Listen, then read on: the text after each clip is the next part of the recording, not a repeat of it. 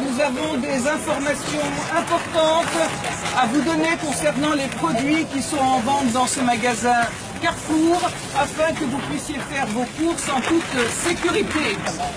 Je parle des produits de l'occupant israélien et, comme vous le savez, ce magasin, en tout cas Carrefour le sait, met en vente des produits qui ne sont même pas étiquetés en conformité avec la législation française. Ces avocats, par exemple, eh bien, il faut carrément avoir une loupe pour savoir d'où ils viennent.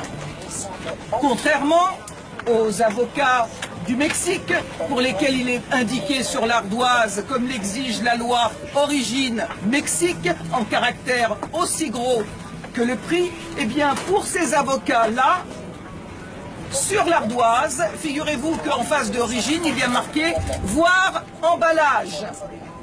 Et pour voir emballage, eh bien, il faut avoir une vue très perçante pour arriver à détecter le mot Israël.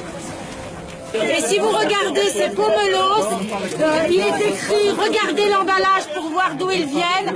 Et il faut vraiment, comme l'a dit ma camarade, avoir une loupe pour voir écrit dessus « Israël ». Ce n'est pas écrit sinon.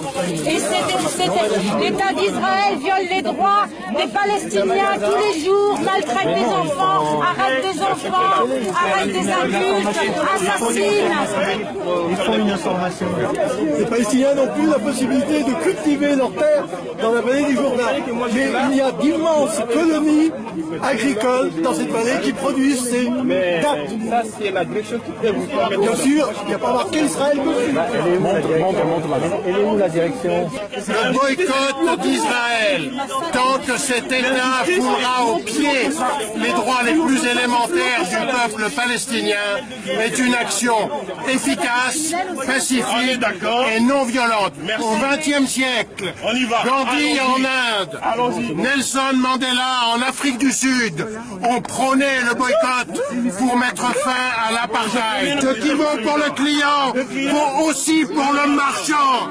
Un commerçant responsable, c'est quelqu'un qui ne vend pas, qui ne propose pas les produits de l'horrible apartheid israélien.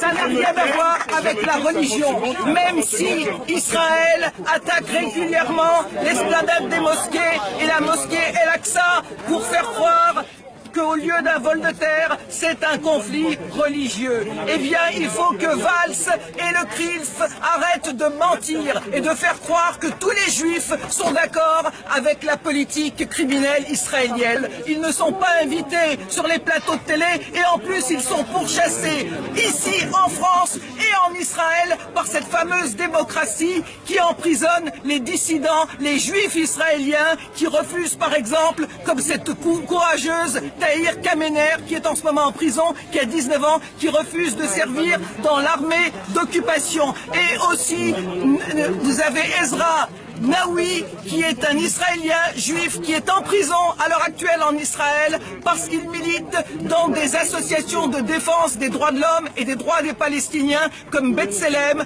et Taïouch. Eh bien, il faut leur rendre hommage, et ainsi qu'à Gideon Lévy, qui est un journaliste israélien qui appelle au boycott de son État, l'État d'Israël, parce qu'il n'a pas trouvé pour le moment, comme nous, de meilleurs moyens de faire le droit et la justice. Alors on dit boycott Israël, État d'Israël, État criminel. Voilà, merci. Boycott Israël, criminel, Carrefour, complice Israël, Carrefour, complice Israël, criminel, Carrefour, complice Israël, criminel,